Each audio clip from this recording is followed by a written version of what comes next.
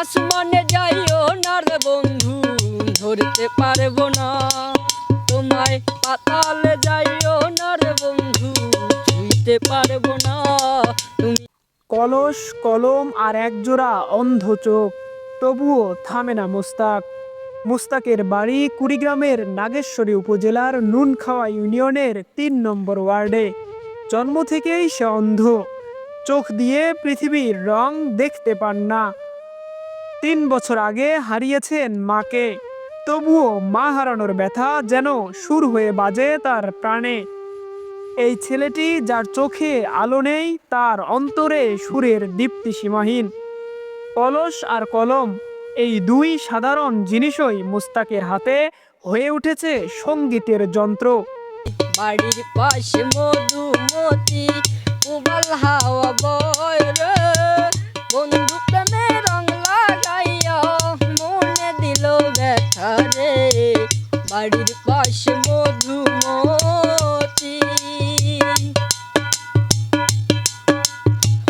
আদর সোহাগ দিয়া তোরে রাখছি আপন কইরা, সেই তুই মোরে ভাষাই জলে কোথায় গেলি ছাইরা রে।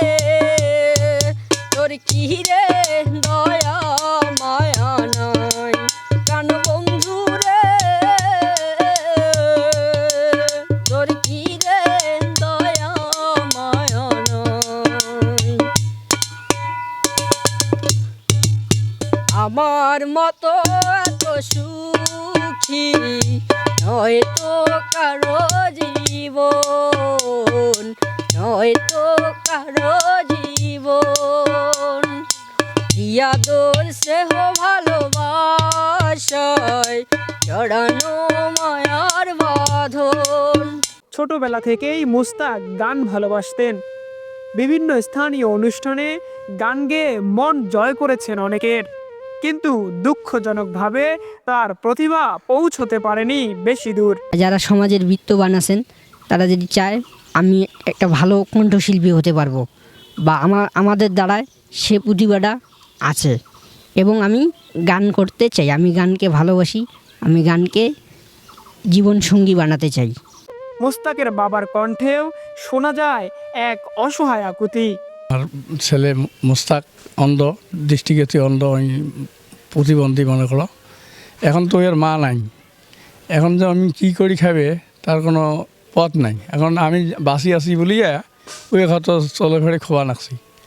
আর যদি গানের জগতে যদি তোলা কায় তুলি নিয়ে বের পান, যদি তাইলে কালে মনে করো যে আমার ছেলেটা হয়তো পাশে দাঁড়ালে ওই হয়তো চলি ফিরি খার পাইলে হয়। স্থানীয়রা বলেন, মুস্তাক যদি উপযুক্ত সহযোগিতা পায় তবে হয়তো একদিন দেশব্যাপী ছড়িয়ে পড়বে তার কণ্ঠের সুর। তোর মনের আশা আর কি বড় শিল্পী হওয়ার এর একটা ছিল, আশা ছিল বা এখনও আছে। যদি এইরকম উপর থেকে কোনো কেউ যদি সাহায্য করে তো আর কি শিল্পী হওয়ার আশা আছে। গানের প্রতি ওর আগ্রহটা আর কি বেশি। আসলে আমি ছোটোবেলা থেকে মুস্তাককে চিনি। সে আসলে অন্ধ একটা ছেলে, কিন্তু তার একটা বৈশিষ্ট্য রয়েছে, সে খুব ভালো গান জানে এবং আমাদের সংস্কৃতিতে যেগুলো গানের ধরন আছে সে সবগুলাই পারে। এবং যদি আমাদের এলাকার লোক মনে করে এবং মুস্তাকের পরিবার মনে করে যদি সংস্কৃতি মন্ত্রণালয় তাকে একটি সুযোগ দেয় এবং তার কাছ থেকে গান শোনে, সে বাংলাদেশের সঙ্গীত অঙ্গনে একটি ব্যাপক প্রভাব রাখতে পারবে। এবং এলাকাবাসী চায় সে অনেক গান হোক এবং মুস্তাকও চায় সে অনেক গান নিয়ে ভবিষ্যতে এগোবে এবং গানের মাধ্যমেই সে বাংলাদেশের নাম উজ্জ্বল করবে।